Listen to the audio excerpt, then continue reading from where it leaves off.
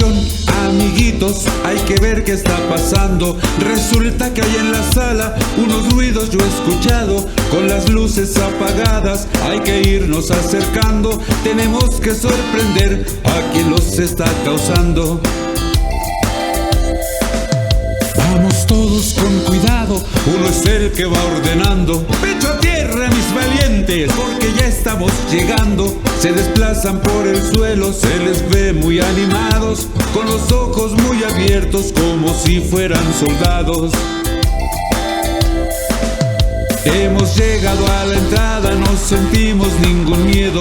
Ahora abriremos la puerta, nadie quiere entrar primero.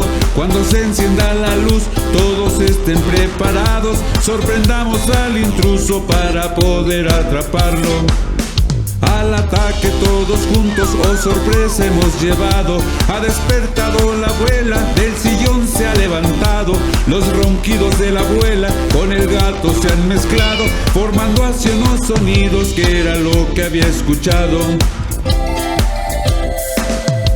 Hay muchachos condenados, miren que me han asustado. Les daré su merecido, mi gatito se ha escapado.